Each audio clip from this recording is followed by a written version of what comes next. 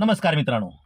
तुळजापूरचे पंकज शहाणे एक खूप चांगल्या प्रकारचा सामाजिक कार्यकर्ता. तर हे पंकज शहाणे काय करतात, तुळजापूरमध्ये ज्या चांगल्या वाईट गोष्टी घडतात, त्या गोष्टींचं वृत्तांकन ते आपल्या सोशल मीडियाच्या माध्यमातून करत असतात. आता तुळजापूरमध्ये बहुतांश रूपानं चांगल्यापेक्षा वाईटच घटना जास्त घडतायत असं दिसतंय. आता ते पंकज शहाण्याच्या व्हिडिओमधून जगासमोर येतंय. काय होतं तुळजापूरमध्ये? चोरी होते, दरोडा होतो, सोनं चोरी होते, भक्तांची लुटमार होते, भाविकांना मारहाण होते, दरोडेखोर, लूटमार, खून, हाफ मर्डर अशा अनेक गोष्टी पंकज शहाणेच्या व्हिडिओमार्फत सर्व जगाला समजल्या. जशा सर्व जगाला समजल्या तसं त्या पोलिसांना सुद्धा समजल्या. आणि पोलिसांना उलट सहकार्य आता लोक म्हणतात किंवा पोलीस अधिकारी सुद्धा म्हणतात की समाजाने पोलिसांना, नागरिकांनी सहकार्य केलं पाहिजे, त्यांना माहिती दिली पाहिजे. परंतु असं असताना पंकज शहाणे एवढी चांगली माहिती रोजच्या रोज कुठं वाईट घटना घडली की आपल्या व्हिडिओच्या माध्यमातून ते जगासमोर मांडतात, पोलिसांना माहिती देतात. परंतु असं असताना पोलीस स्टेशनमध्ये बोलवून तुळजापूरच्या पोलीस अधिकाऱ्यांनी या पंकज शहाणेंना अक्षरशः धमकावलं. खूप शहाणा समजतोस का, स्वतःला नाटकं करतोस का, व्हिडिओ करतोस का, तुळजापूरची बदनामी करतोस का, अशा प्रकारचं बोलणं त्यांना खावं लागलं.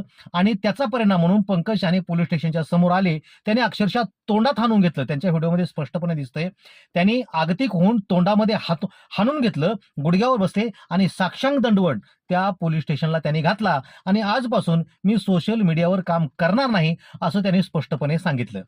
मित्रांनो, मला सांगा, पोलिसांचं हे जे त्यांनी केलं, त्या पंकज शहाणेंना धमकावलं, जे तुम्हाला माहिती देतात, तुम्हाला गुन्हेगारावर, त्या लुटारूवर, दरोडेखोरावर, चोरट्यावर, भुरट्यावर कार्यवाही करता येत नाही, म्हणून तुम्ही माहिती देणाऱ्यांना त्यांच्यावर कार्यवाही करणार का? त्यांना धमक्या देणार का? हे कशाचं लक्षण आहे?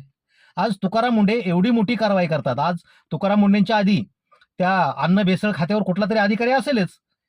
त्यानं काय केलं हे काय आपल्याला सांगायची गरज नाही, तो काय आपला विषय नाही. परंतु आजपर्यंत हे गोरख धंदे, काळे धंदे चालले, भेसळीचे धंदे चालले, लोकांना विष चारण्याचं काम राजरोजपणे चालू होतं. आज माननीय तुकाराम मुंडे त्या खात्यावर आल्यावर यांची पाचावर धारण बसली आणि तुकाराम मुंडेने कशाचेही तमा न बाळगता, चांगला मोठा बारका कोण कितीही का मोठा असना, त्यांच्यावर कार्यवाहीचा बडगा तुकाराम मुंडेने उगारला. आणि त्याचाच परिणाम म्हणून आज म्हणजे आपल्या महाराष्ट्राची शोकांतिका बघा, आपल्या देशाची शोकांतिका बघा, माणसं किती नीच आणि नालायक पातळीवर जातात हे बघा. असा आता संपूर्ण महाराष्ट्र आज तुकाराम मुंडेंच्या पाठीशी असताना काही नालायक मंडळी अक्षरशः तुकाराम मुंडेंच्या त्या कारवाईच्या विरोधात आंदोलन काढण्याइतपत त्यांची मजल जाते. म्हणजे सरळ सरळ वाईट कार्याला, लोकांच्या अन्नामध्ये विष कालवण्याच्या कार्याला ही लोक पाठिंबा दर्शवतात. या किती मोठं आश्चर्याची गोष्ट आहे. म्हणजे आमच्या देशातल्या नागरिकांची, आपल्या राज्यातल्या नागरिकांची विचारसरणी किती नीच पातळीला, किती खालच्या पातळीला आणि किती विरोधाच्या बाजूला गेली आहे हे यातून दिसतं मित्रांनो. परंतु आता पंकज शहाणेच्या बाबतीत घेतलेला पोलिसांनी निर्णय असो किंवा तुकाराम मुंडेच्या बाबतीत हे जे भेसळखोर आहेत, आता त्यांच्या विरुद्ध जे आंदोलन करतात ते 100% भेसळ करणारे नालायक किंवा अपराधीच असणार, यात काही शंका नाही.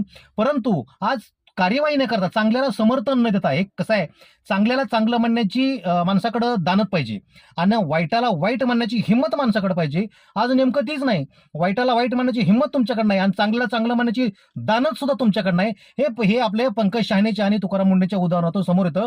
आणि याच्यावरून एक गोष्ट आठवते, मला वाटतं 3.5 ते 4 वर्षापूर्वी, नक्की सांगता येणार नाही, परंतु उच्च न्यायालयानं राज्य सरकारवर ताशेरे ओढले होते. हे ताशेरे तंतोतंत आज या ठिकाणी जुळतात असं दिसतंय. काय म्हटलं होतं उच्च न्यायालयाने? काय म्हटलं होतं की राज्य सरकार हे नपुसंक आहे. राज्य सरकार म्हणजे आता नपुसंक आहे, त्यांनी अक्षरशः एक सौम्य शब्द वापरला, नपुसंक आहे. परंतु आपल्या मराठी भाषेमध्ये हे राज्य सरकार हिजड्यांचं आहे. म्हणजे हिजड्यांच्या राज्यामध्ये आम्ही राहतो असं जर आम्हाला जाणवलं तरी ह्या मनामध्ये कुठं ना कुठं वेदना झाल्याशिवाय राहत नाही. छत्रपती शिवाजी महाराजांचा हा महाराष्ट्र आहे. या महाराष्ट्राचा अक्षरशः तुम्ही नरक करून ठेवलात आणि त्या नरक करण्याच्या कार्याला तुम्ही समर्थन देता. याच्यापेक्षा मोठं दुर्दैव नाही. आणि खरंच आम्ही नपुसकांच्या राज्यात राहतो की काय असा भास झाल्याशिवाय राहत नाही. नमस्कार.